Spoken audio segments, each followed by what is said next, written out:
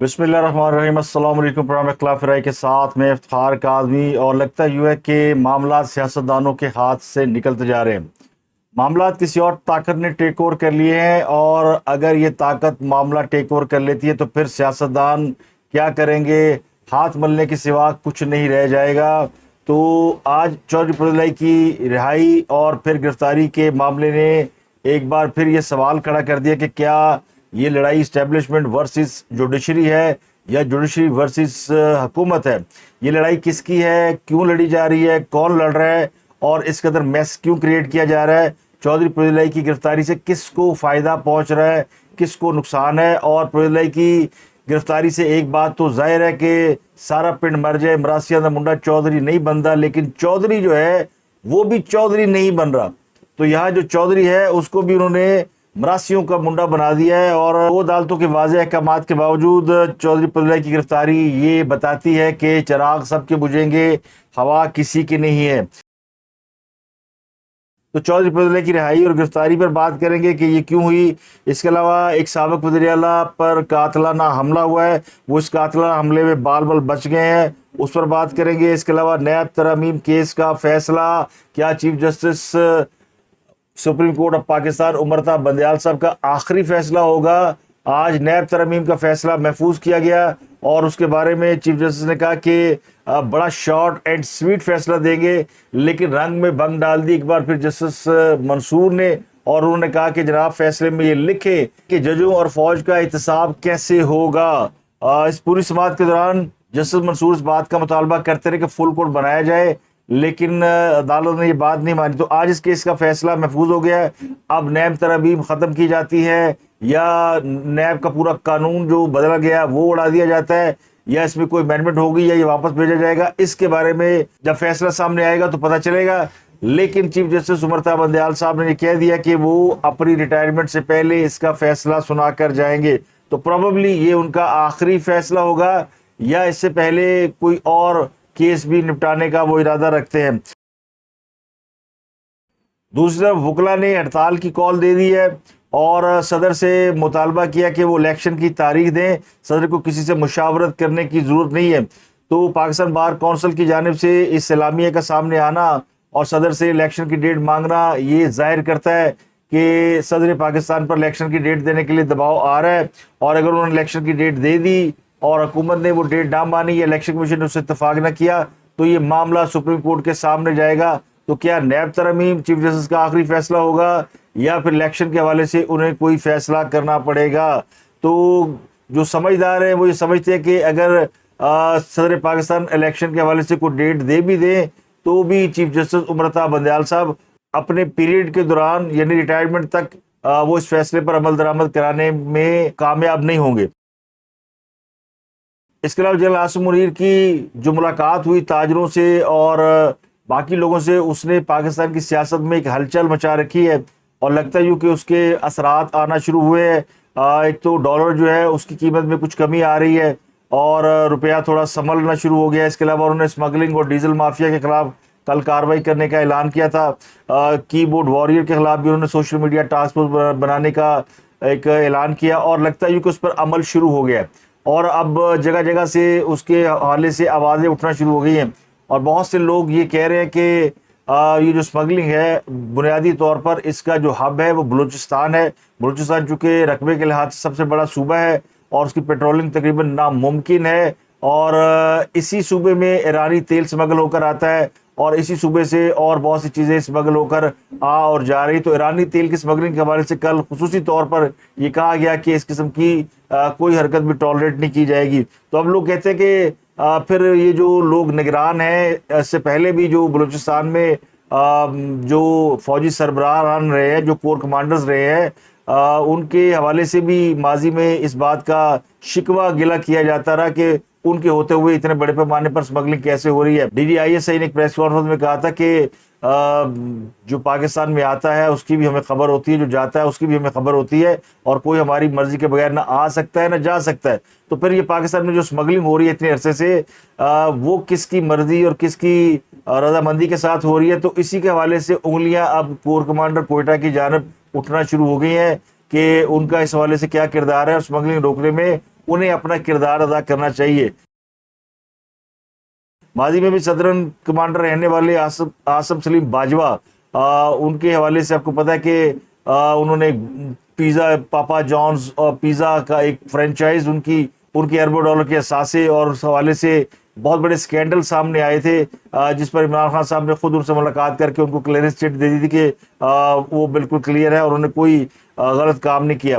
لیکن یہ بات حقیقت ہے کہ بلوچستان میں اعلیٰ عہدوں پر تعینات کیے جانے والے لوگ جو ہے وہ یقیناً اس میں بہت زیادہ مال کماتے ہیں، اور اب تو ہمارے وزیر اعظم بھی بلوچستان سے ہیں، تو اب یہ بھاری ذمہ داری ہے جنرل آصف غفور صاحب پر کہ وہ اسمگلنگ کو روکے۔ اور بعض لوگ کہہ رہے ہیں کہ اگر سیاستدان گرفتار ہو سکتے تو اسمگلنگ میں ملوث فوجی افسر کیوں نہیں گرفتار ہو سکتے؟ بنیادی طور پر اشارہ کیا جا رہا ہے اسی جانب کہ پھر وہاں بھی کچھ گرفتاریاں ہونی چاہیے تاکہ ان کو بھی کان ہوں، لیکن اس کے اثرات آنا شروع ہو گئے ہیں۔ غالب امکان یہ کہ اگلے چند روز میں اور زیادہ اس کے اثرات آئیں گے۔ تو میں نے جو شروع میں بات کی تھی کہ معاملہ جو سیاسی قیادت کے ہاتھ سے نکلتے جا رہے ہیں، اور یہ معاملہ تب مجھے لگتا ہے کہ نہ عمران خان کے ہاتھ میں ہے، نہ نواز شریف کے ہاتھ میں ہے، نہ زرداری صاحب کے ہاتھ میں ہے، اب یہ سارے معاملہ جنرل عاصم منیر صاحب کے ہاتھ میں چلے گئے ہیں۔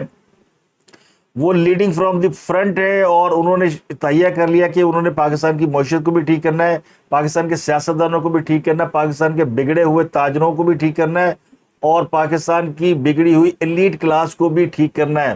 تو پھر انہیں یہ کام اکراس دا بورڈ کرنا ہوگا، اور پاکستان کی جوڈیشری کا عالم یہ ہے کہ آج ایک حکومت کو رپورٹ پیش کی گئی اور اس میں بتایا گیا کہ چینی کے بحران اور چینی کی قیمتوں میں اضافے کی جو ذمہ دار ہے وہ حکومت نہیں بلکہ وہ جوڈیشری ہے۔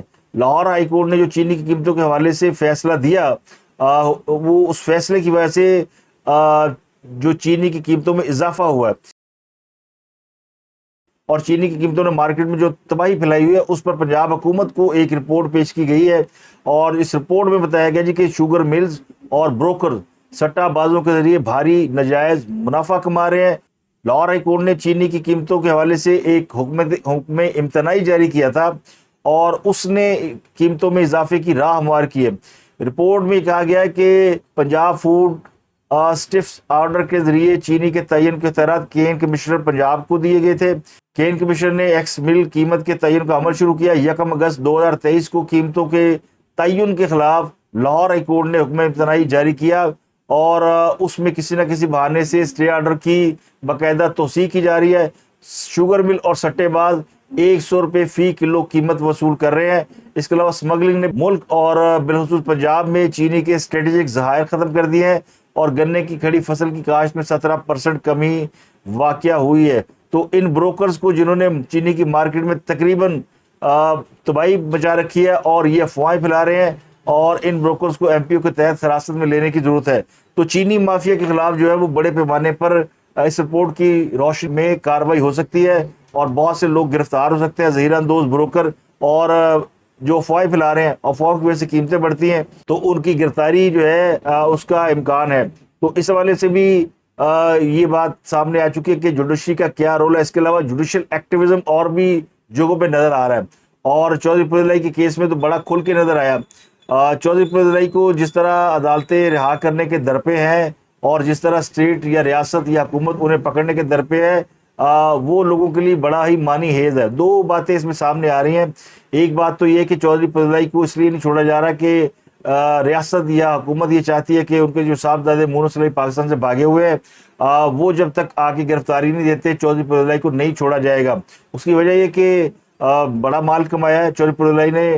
عمران خان کے دور میں جب وہ وزیر اعلیٰ بنے ہیں تو انہوں نے انی پا دیتی ہے، اور اس کی باقاعدہ رپورٹس موجود ہے۔ اب ظاہر ہے کہ یہ وائٹ کالر کرائم ایسا ہوتا ہے جس کو ثابت ہوتے ہوئے وقت لگ جاتا ہے، لیکن پرویز الہی نے ماسٹر پلان جو لاہور کا تھا اس میں جو انہوں نے گڑبڑ کی کہ اپنی زمینوں کا جو دائرہ کار ہے اس تک اس ماسٹر پلان کو پھیلا دیا، یعنی قصور میں ان کی زمینیں ہیں چودھری پرویز الہی کی، اور انہوں نے جو لاہور ماسٹر پلان ہے اس کو لاہور قصور تک ایکسٹینڈ کر دیا، اور پھر اس بات کو انہوں نے کسی بھی متعلقہ افسر سے، یعنی ماسٹر پلان کا جو کنسلٹنٹ ہے اس کو بھی نہیں بتایا، اور یہ پلان خود ہی منظور کر لیا، اور بیٹھے بٹھائے اپنی جو زمین کی ویلیو ہے وہ تقریباً 10 to 20 بلین روپیز اس میں اضافہ کر لیا۔ اس کے علاوہ انہوں نے اور بڑے کام کیے۔ وہ جو یونیورسٹیوں کو چارٹر کرا دیا اور دھڑا دھڑ انہوں نے لوٹ سیل لگا دی، یعنی پیسے دو اور چارٹر کراؤ۔ اس کے علاوہ رحیم یار خان شوگر مل کا 42,000 میٹرک ٹن چینی کا سکینڈل بھی تیار ہے۔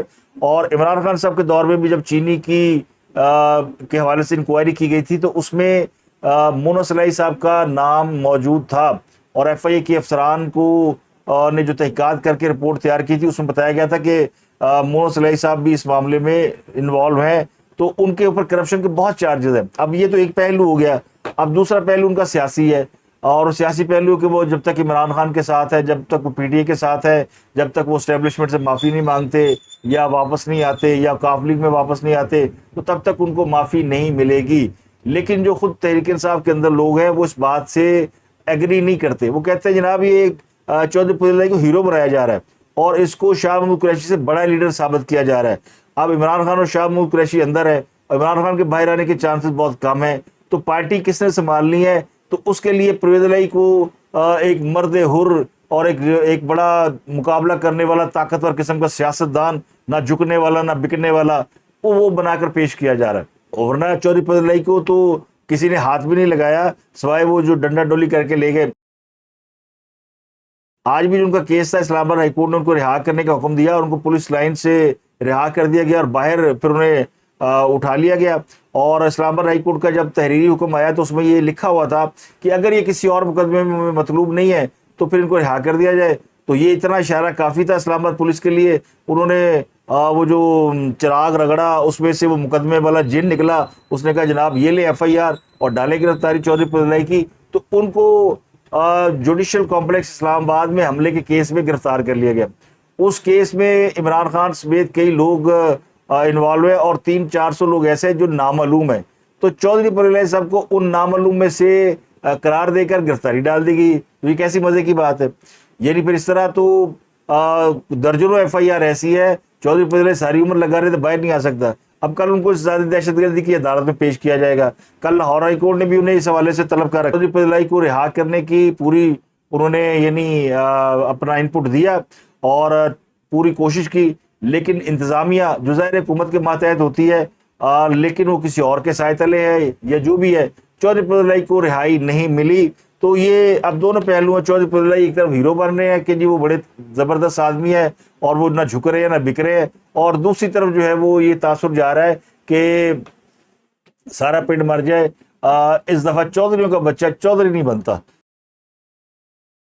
بشرا بی بی کی آج عمران خان صاحب سے ملاقات کرائی گئی، بڑی دلچسپ صورتحال، ناکے پہ لڑائی ہو گئی، ان کو روک لیا گیا اور ان کو کہا کہ بی بی اپنا موبائل دے دیں۔ انہوں نے اس پہ کافی جزبز کی اور کہا کہ یہ کیا بات ہے، میں نے کون سا، میں موبائل بند کر دیتی ہوں اور مجھے موبائل لے جانے کی اجازت دی جائے۔ وہ شاید کوئی پیغام رسانی کرانا چاہتی ہوں یا کچھ کرنا چاہتی ہوں، تو انہوں نے کافی دیر وہ ناکے پہ رکی رہی۔ انہوں نے پولیس نے اس وقت تک انہیں جانے نہیں دیا جب تک انہوں نے اپنا موبائل پولیس کے حوالے نہیں کیا، اور اس میں بھی انہوں نے لاک شاک لگا کے سارے جو تھے انہوں نے کہا جی آپ کا موبائل ہم کوئی چیک نہیں کرتے، آپ جیسے دے کے جائیں گی ویسے آپ کو مل جائیں گے، اجازت نہیں ہے کہ آپ موبائل اندر لے کے جائیں۔ اور باقی کا بھی جو سامان ہے اس کی تلاشی لی گئی، اور اس حوالے سے کل آپ کو پتہ ہے لطیف کھوسہ صاحب نے ایک پریس کانفرنس میں کہا کہ جی بشرا بی بی جو ہے وہ چاہتی تھی کہ عمران خان صاحب کو جہاں سے کھانا دیا جاتا ہے وہ کچن چیک کریں، یعنی عمران خان صاحب جو ہے وہ تو ماشاءاللہ لگژری سویٹ میں 5 اسٹار یا 4 اسٹار ہوٹل میں رہ رہے ہیں کہ ان کی جو اہلیہ ہے وہ جیل کا جو کچن ہے اس کا سروے کرنے کے لیے تیار تھی، اور انہوں نے وہاں پولیس والوں سے ملاقاتیں بھی کی، اور جب بات نہیں بنی تو پھر ایک کہانی بنا دی کہ جی پولیس والوں نے ہمیں کہا کہ آپ ہمیں پیسے دے دیں، ہم عمران خان کی جو خوراک ہے وہ بہتر کر دیں گے، تو میں اگر پیسے دیتی تو میری ویڈیو بنا لیتے اور یہ کہتے ہیں کہ بشرا بی بی رشوت دے رہی ہے۔ تو وہ از خود ساختہ، جس طرح عمران خان صاحب کہانیاں گھڑتے ہیں نا، تو اس طرح ان کی بیگم بھی کہانیاں گھڑ رہی ہے۔ تو بہرحال ان کو پھر ملاقات کی اجازت دے دی گئی، 1 گھنٹہ انہوں نے ملاقات کی اور ان کو جا کے بتایا کہ جناب جو بھی اپڈیٹ ہوگی، جو بھی وہ کوشش کر رہی ہیں، ایفرٹ کر رہی ہیں، انہوں نے ملاقاتیں بھی کی ہیں، وہ دباؤ بھی ڈال رہی ہیں، وکلا کو بھی انہوں نے آلموسٹ ریڈی کر لیا ہوا ہے۔ اور آج آزاد کشمیر میں بھی وکلا نے ہڑتال کی، اور مہنگائی اور وہ کہتے ہیں نا روڑا یارہ نو لے لے نہ پر دا، تو آج کل وکلا مہنگائی اور بجلی قیمتوں کے حوالے سے احتجاج کی پریکٹس کر رہے ہیں، اور پیچھے جو اصل میں تیاری ہے وہ عمران خان صاحب کی رہائی کے لیے ہے۔ اب جو 9 سپٹمبر کو کال دی گئی ہے پاکستان بار کونسل کی جانب سے، وہ بڑی دلچسپ ہے۔ پاکستان بار کونسل نے جو اس پہ موقف اختیار کیا ہے، اور اس میں انہوں نے کہا جی مہنگائی نے عوام کا جینا دوبر ہو گیا ہے اور وکلا نے عملی اقدامات اٹھانے کا فیصلہ کیا ہے۔ ہمارا مطالبہ یہ کہ ججز جرنیل اور گورنمنٹ آفیشلز کی مراعات ختم کی جائیں، بجلی پٹرول اور گیس کے بل قومی خزانے سے نہ دیے جائیں۔ اس میں ایک اور بڑی دلچسپ بات انہوں نے کی کہ جن ججز پر ریفرنس دائر ہے ان پر کارروائی عمل میں لائی جائے۔ نامزد چیف جسٹس پاکستان قاضی فائزہ سے مطالبہ ہے کہ ریفرنس پر کارروائی کرے۔ پھر انہوں نے صدر سے جو الیکشن کی تاریخ دینے کا مطالبہ کیا۔ پی ٹی آئی کے بڑے اہم رہنما صداقت عباسی، ان کے حوالے سے یہ اطلاعات ہے کہ ان کا کوئی اتا پتہ نہیں چل رہا۔ انہیں کچھ روز قبل جو ہے وہ گرفتار کیا گیا تھا، بعد میں پھر پتہ چلا کہ کسی پولیس نے انہیں گرفتار نہیں کیا، نہ اسلام آباد پولیس نہ کوئی اور، تو کوئی ادارہ ان کی گرفتاری نہیں مان رہا، تو ان کے حوالے سے پھر اسلام آباد ہائی کورٹ میں پٹیشن کی گئی ہے۔ اسلام آباد ہائی کورٹ نے کہا جی ایک ہفتے میں ذرا بتائیں کہ صداقت عباسی کہاں ہے۔ یہ صداقت عباسی عمران خان صاحب کے وہ جو 40 ترجمان تھے نا، علی بابا 40 چور، ان میں سے ایک ہے۔ اور یہ ویسے اس پورے سینیریو میں جب 9 مئی کا واقعہ ہوا اس کے بعد سے یہ کوئی زیادہ ایکٹیو بھی نہیں تھے، لیکن بہرحال ان کی گرفتاری ہوئی ہے۔ اور اس سے پہلے یہ بڑے یعنی ووکل اور بڑے لیڈنگ فرام فرنٹ والے لوگوں میں شامل تھے، لیکن بعد میں پھر انہوں نے پوزیشن اپنی تھوڑی بدلی، لیکن اب وہ لاپتہ ہے، پتہ نہیں لاپتہ ہے گرفتار ہے، لیکن ان کے بارے میں کوئی اتا پتہ نہیں چل رہا کہ وہ کدھر ہے۔ پاکستان تحریک انصاف نے دعویٰ کیا کہ سابق وزیر اعلیٰ گلگت بلتستان خالد خورشید پر قاتلانہ حملہ ہوا ہے۔ پی ٹی آئی کے مطابق خالد خورشید پر حملہ استور میں چوگام کے مقام پر ہوا۔ وہ ساتھیوں کے ہمراہ الیکشن کمپین کے لیے جا رہے تھے، ان کے قافلے کو رکاوٹ کھڑی کر کے روکا گیا، پھر فائرنگ کی گئی، لیکن اس واقعے میں وہ بھی محفوظ رہے، ان کے ساتھی بھی محفوظ رہے۔ تو پی ٹی آئی نے اس کی مذمت کی ہے۔ ویسے اس کی آفیشیل کوئی رپورٹ ابھی سامنے نہیں آئی کہ واقعہ اس طرح کا کوئی واقعہ ہوا یا نہیں ہوا، اس کو ابھی صرف پارٹی کلیم کر رہی ہے۔ تو بہرحال ایک افسوسناک واقعہ ہے سابق وزیر اعلیٰ گلگت بلتستان کے اوپر قاتلانہ حملے کے حوالے سے۔ اس کے علاوہ بڑی خبر یہ کہ سندھ کے تقریباً 40 پولیس افسران کے تقرر اور تبادلے کر دیے گئے ہیں، اور خادم حسین رند کو ایڈیشنل آئی جی کراچی تعینات کیا گیا ہے۔ الیکشن کمیشن نے سندھ میں پولیس میں بڑے پیمانے پر چینجز کر دیے ہیں۔ اب یہ چینجز پیپل پارٹی کے لیے بڑی تکلیف دہ ہے، لیکن وہ بہرحال additional I G, 8 D I Gs, 31 S Ps اور ایس ایس پی کے تبادلے کیے گئے ہیں، اور اس میں Khadim Hussain additional I G special branch یہ کراچی میں تھے، اور ان کو ایڈیشنل آئی جی کراچی بنا دیا گیا ہے۔ عبدالحمید کھوسو کو D I G Sukkur, Javed Jiskani کو ڈی آئی جی لاڑکانہ، اور Tariq Razzaq D I G Hyderabad, Pervez Chario D I G Shaheed Benazirabad, اور تنویر عالم اوڈو کو D I G Mirpur Khas تعینات کیا گیا ہے۔ اور یعنی جو سندھ کے بڑے شہر ہیں ان میں یہ اعلیٰ پیمانے پر تبدیلیاں کی گئی ہیں، اور یہ الیکشن کے تناظر میں کی گئی ہیں۔ تو اسی پر پیپل پارٹی پچھلے دنوں نالاں تھی، اور الیکشن کمیشن کے بار بار کہنے کے باوجود سندھ میں یہ لوگ تبدیل نہیں کیے جا رہے تھے، جن کے حوالے سے اطلاعات ہے کہ وہ ان کا تعلق کسی نہ کسی سیاسی جماعت سے ہے۔ تو ان تبادلوں کے بعد یہ بات تو طے ہوگی کہ پیپلز پارٹی کے لیے الیکشن میں آسانی نہیں ہوگی، اور جو سیٹ اپ ہے سندھ کا پولیس کا وہ تبدیل کر دیا گیا۔ اس کے علاوہ بیوروکریسی کے بہت سے افسران بھی تبدیل کیے جا رہے ہیں۔ اس کے علاوہ پیپل پارٹی کے خلاف ایک اور کمپین بھی چل رہی ہے۔ مکیش چاولہ کے گھر چھاپا مروایا گیا ہے کہ جو ان کے گھر سے پیسے ملے ہیں، پھر شازی امبری کے گھر پہ چھاپا مروایا گیا، ان کے گھر سے پیسے ملے ہیں، اب شرجیل میمن کے گھر پہ چھاپا مروایا گیا، ان کے گھر سے پیسے ملے ہیں، اور 400 ارب روپے برآمد ہوئے ہیں۔ یہ فرضی چھاپے اور فرضی رقم ہے، اس میں کوئی حقیقت نہیں ہے، لیکن ان کا مقصد کیا ہے، اور اس کمپین کے پیچھے کیا حکومت ہے، یا اس کمپین کے پیچھے انتظامیہ ہے، یا اس کمپین کے پیچھے وہ مائنڈ سیٹ ہے جو چاہتا ہے کہ اس دفعہ سندھ میں پیپل پارٹی کا بھی بولو رام کر دیا جائے، کیونکہ لگ یہ رہا ہے کہ سندھ میں پیپل پارٹی کو جو ہے وہ اس کے لیے کوئی ایزی گیم نہیں ہے، ٹف ٹائم ملے گا۔ اور کل جب آرمی چیف نے کہہ دیا کہ سیاسی جماعت کوئی بھی ایسی نہیں ہے جو ملک سے مخلص ہو، تو اس نے تو وہ کہتے ہیں نا پنجابی میں جھاڑو پھیرتا ہے۔ تو یہ جو چھاپوں کی اور پیسوں کی برآمدگی ہے، یہ اس کمپین کے پیچھے بنیادی طور پر پی ٹی آئی کے لوگ ہیں، اور پی ٹی آئی کے لوگ پیش بندی یہ کر رہے ہیں کہ چونکہ آنے والا وقت کافی سخت ہے اور کئی لوگوں نے پکڑے جانا ہے، خاص کر پی ٹی آئی کے لوگوں نے، اور ان کے گھروں سے بھی ظاہر ہے یا ان کی انفارمیشن کے اوپر برآمدگیاں ہونی ہیں، تو پہلے سے کوئی 4-6 فیک قسم کی برآمدگیاں کرائی جائے تاکہ کل کو جب یہ ہوں تو ان کو ان کے ساتھ جوڑا جا سکے کہ دیکھو جی وہ بھی جھوٹا سی تھی، اے بھی جھوٹ سی. تو وہ کہتے ہیں نا وہ لمحہ موجود میں ہر وہ کام جو کہ وہ خود کر رہے ہوتے ہیں اس کے الزام وہ دوسروں پہ لگا رہے ہوتے ہیں. یہ حضرت رضی دادا کا قول ہے تو انہی سے منسوب کرتے ہیں. تو یہ ان کے بقول یہ جو اس وقت کام ہو رہا ہے تو مجھے یہ لگ رہا ہے کہ یہ پیش بندی کی جا رہی ہے کہ اس کمپین کو کس طرح کاؤنٹر کیا جا رہا ہے. سوشل میڈیا پہ میں نے آپ کو بتایا تھا پی ٹی بہت طاقتور ہے اور وہ بڑی فوری طور پہ کاؤنٹر نیریٹو نکال لیتے ہیں. یہ ان کا ایک بڑا یعنی کہہ لیں کہ ترہ امتیاز ہے، ان کا کریڈٹ ہے.